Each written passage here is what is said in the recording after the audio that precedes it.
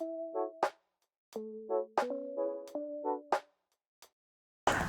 name is Caterley. I play racquetball, and I've been playing for 7 years. I'm JR. I play basketball, and it's for the Intramurals. My name is Easton Corey. The sport I play is baseball, and I've been playing it about 13 years now. Can you tell me about your personal journey and experiences in sports from when you first started to your current involvement at OSU? So I played volleyball for 9 years, and then through a crazy turn of events, I landed myself on the racquetball court for the first time my sophomore year of high school. I started playing fives in junior year of high school. Before that, it wasn't really much, and after that, it's just been at the gym or at the park. I've been doing IM basketball since my first year. I'm a fifth year now, so I've been doing it every year since. Through cultural clubs, we just form our own teams, and I've been doing IMs ever since, yeah. Do you think you would have done IM basketball if you weren't in the club? I don't think so, because the club was kind of my social upbringing in college, and so without it I wouldn't have made the friends or had the experiences I had that led to me playing IMs. I started at a young age, kind of was forced into it by my parents.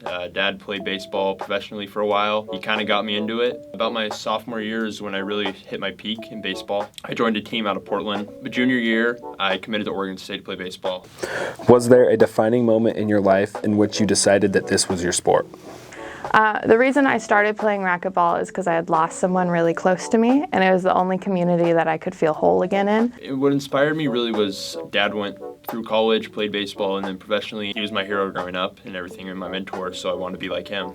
Being Filipino, everyone plays basketball, so I didn't really want to be left out and decided to just pick it up despite not being that good. I was playing a tournament, and for a while I thought it was weird that I'd started playing racquetball. I was nervous about it. But I was playing a tournament and I felt their presence, and I decided this was the sport for me, and I would keep playing to honor their memory.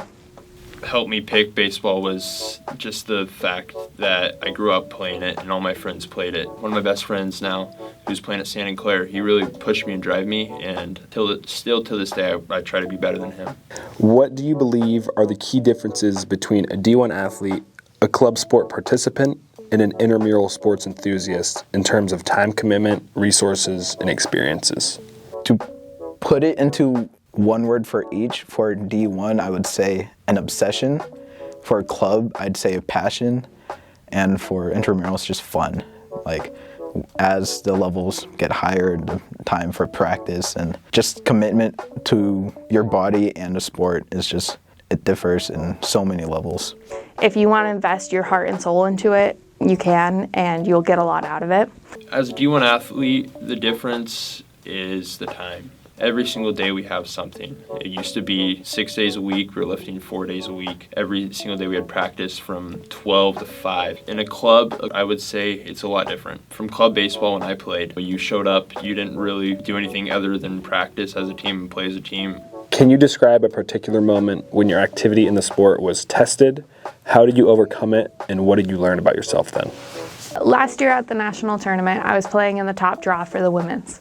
And when they seeded me, they put me in a very bad spot. I was not going to make it far. We argued for it, and then we reseeded me, and even though it wasn't much better, I still had a fighting go of it.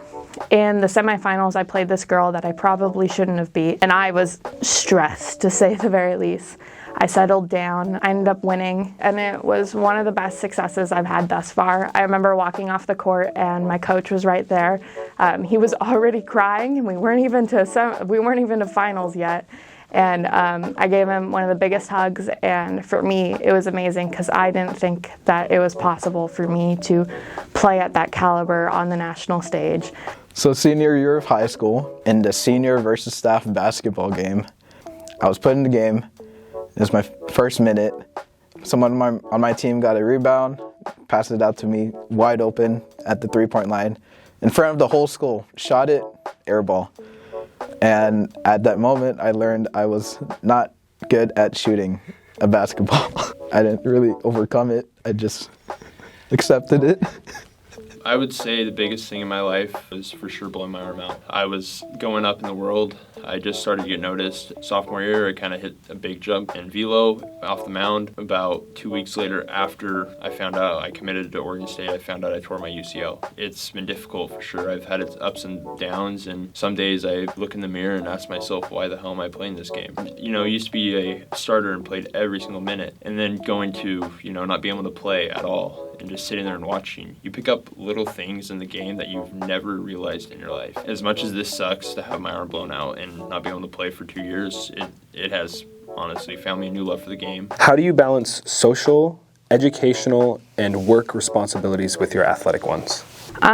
It's hard to keep everything balanced on the same plate. Every week is just me putting things on a ladder and deciding what's more important and what's not. Most of my social life is on the field. I would say the educational part has been pretty simple. We have study hall hours, so that really keeps you on top of it. If you dedicate your time for an hour and a half, you get a lot done. It's not really a responsibility, it's more just something I do for fun on my own time, so it doesn't really impact anything academically or socially. It's just fun. It's just free time. I've set aside specific times in my week that I know I'm devoting to athletics and that I know I'm devoting to work and to school. And then with each week, I just decide what's more important, because sometimes, going out with your friends and having a good night is more important than grinding out 50 of the same drill. Are there any stereotypes that you hear about athletes that aren't true? I don't know too much about D1 athletes, but sometimes I hear about IM athletes that the elite or A leagues for basketball are the ones who couldn't make it on the OSU team. I don't know how true that is, but yeah, that's what I hear. There's a lot of stereotypes around the intelligence of athletes. And don't get me wrong, I've met a lot of people who uphold the stereotype because, it's a stereotype for a reason. But I think there's a lot of athletes out there who were never given the opportunity to excel in other fields outside of the court or the field or whatever game they play, because they persevered in an athletic way and did not persevere in intelligence first. And so I would say there's a lot of people out there who are hidden gems, and the stereotype of athletes being dumb is not always true. Yeah, there's definitely stereotypes. I always get told, oh, you have it so easy and all this stuff, you have everything given to you. We do have a little bit easier life than most college students in general, but what they don't realize is we don't get all the stuff you think we do. I mean, we do get gear and we do get benefits, but, I'm still paying for college. I'm still paying for a parking spot. Yes, we get some stuff, but it's not without our consequences of grinding every day. How has being a part of the OSU sports community affected you, and what doors have opened up because of it? So I started college during COVID, which was rough for all of us. Throughout that, I had racquetball, and I think if I hadn't have had racquetball, I probably would have dropped out and not made it through college. I guess in terms of doors, it's just more time to be athletic, get out of the house, sports in general. Yeah, I like the options that are provided in IMs, and I think they're good sports. I would say it has negative and positive effects for sure. Positive effects, you get noticed everywhere you go, which is a good thing. But also the negative side is you get noticed everywhere you go, if that makes sense. Do you see yourself continuing to play the sport after college? I'm very involved in the racquetball community. I've been a sponsored player. I've helped with their marketing. After college, after graduating, I hope to be involved as much as possible. But I'll do my very best to be involved and maybe run for the national board. Yeah, when I can, maybe in the gym with friends or just open pickup. But yeah, it's just free time.